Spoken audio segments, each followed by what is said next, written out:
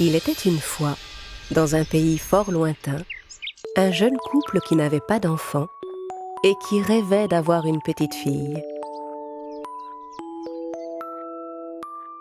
Au bout de quelque temps, la jeune femme attendit un enfant.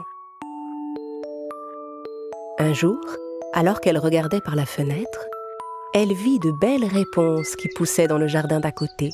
À partir de cet instant, elle ne pensa plus qu'à une chose, manger une de ces salades. Je crois que je mourrai si je ne peux pas manger une de ces salades. La jeune femme n'avait plus d'appétit pour rien d'autre et commença à perdre du poids. Si bien que son mari, qui était de plus en plus inquiet pour elle, finit par lui promettre de lui en rapporter un beau bouquet. Ne t'inquiète pas, ma chérie. Je vais aller t'en cueillir, d'accord ? Mais enfin, c'est beaucoup trop dangereux, tu le sais. La maison voisine appartenait à une terrible sorcière, et le jardin était entouré de hauts murs que personne n'osait franchir. Le mari rassembla tout son courage et escalada le mur. Puis il sauta dans le jardin et cueillit une poignée de réponses.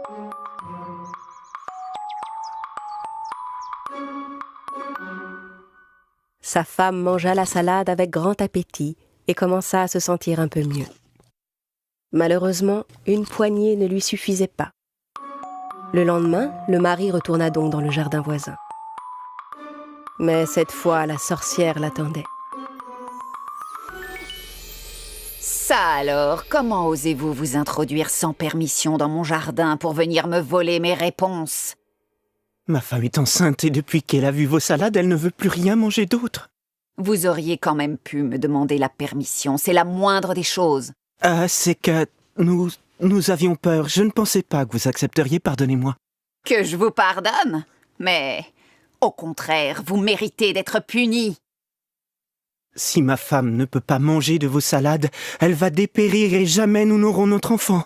Pitié. Bon, très bien. Dans ce cas, faisons un marché. Vous pourrez prendre autant de salades que vous voulez dans mon jardin, mais ceci à une seule condition. Aussitôt que votre bébé sera venu au monde, je viendrai le chercher et pour toujours il sera à moi. Terrorisé, le mari accepta immédiatement son offre. Quelques mois plus tard, le bébé vint au monde. Aussitôt, la sorcière arriva et emporta la petite avec elle. Elle appela l'enfant Réponse, du nom des salades qui avaient tant fait envie à sa mère quand elle l'attendait. La sorcière prit grand soin de la fillette. Quand elle eut atteint l'âge de 16 ans, Réponse était devenue une belle jeune fille. La sorcière décida alors de l'enfermer dans une haute tour au milieu des bois. Il n'y avait aucun escalier à cette tour et sa seule ouverture était une petite fenêtre qui se trouvait tout en haut. La sorcière n'avait jamais coupé les beaux cheveux blonds de la jeune fille. Et quand elle lui rendait visite, elle l'appelait d'en bas. Réponse ! Réponse ! Réponse ! Mon enfant, descends-moi tes cheveux. Je monte te voir. Alors Réponse déroulait sa longue tresse blonde et la laissait tomber par la fenêtre. La sorcière s'agrippait à la tresse comme à une corde et montait en haut de la tour. Plusieurs années passèrent ainsi. Un jour, un prince traversa la forêt pour aller à la chasse. Passant non loin de la tour, il entendit la voix de Réponse résonner dans les bois. Cette voix est merveilleuse, se dit-il. Et il continua son chemin en direction de la voix. Arrivé au pied de la tour où vivait Réponse, il regarda de tous côtés, mais ne trouva ni escalier ni aucun moyen d'entrer.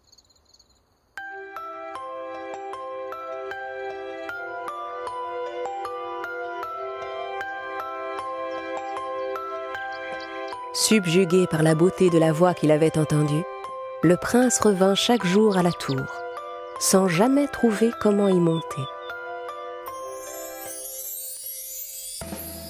Un soir, alors qu'il s'approchait de la tour, il aperçut la sorcière qui attendait en bas. Réponse! Réponse! Réponse! Mon enfant, descends-moi tes cheveux. Je monte te voir.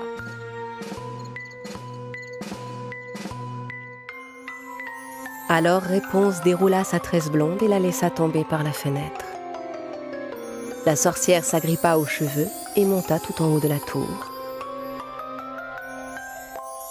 Le lendemain, à la tombée de la nuit, le prince revint à la tour et, changeant sa voix, « Réponse! Réponse! Réponse, mon enfant, descends-moi tes cheveux. Je monte te voir. »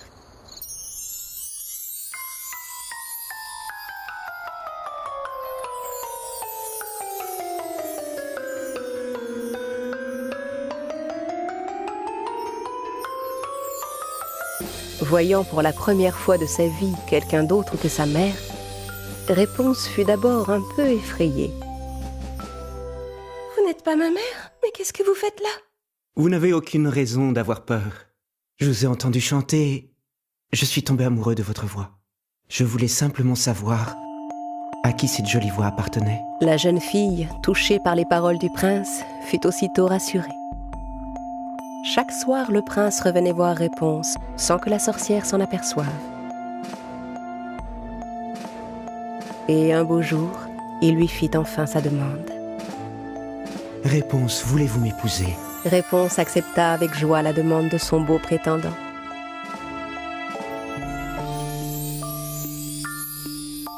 Mais la jeune fille ne savait pas comment sortir de sa tour.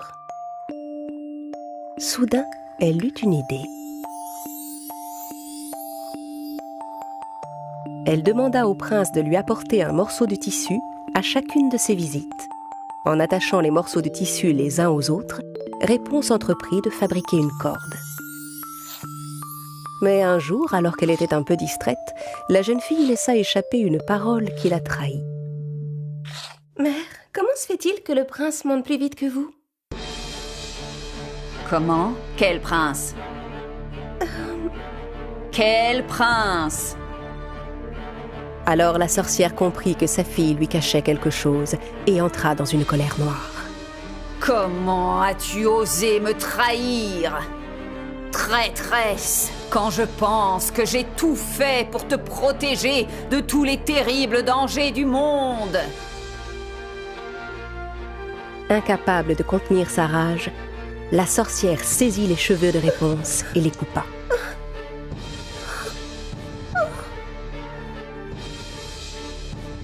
Puis elle envoya la jeune fille seule dans un désert lointain. Ce soir-là, la sorcière attendit en haut de la tour que le prince arrive. Au bout d'un instant, elle entendit le jeune homme appeler d'en bas. « Réponse! Réponse, descends-moi tes cheveux! C'est moi, ton prince !» La sorcière fit descendre la tresse qu'elle avait coupée le long du mur. Ignorant ce qui l'attendait, le prince commença à grimper. Arrivé en haut, voyant la sorcière à la place de Réponse, il comprit qu'un malheur était arrivé. La terrible femme se précipita vers lui, si bien qu'il trébucha et perdit l'équilibre.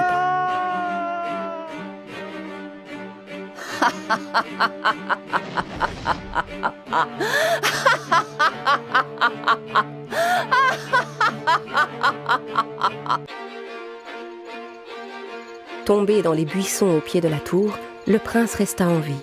Mais les épines lui crevèrent les yeux et le pauvre jeune homme perdit la vue.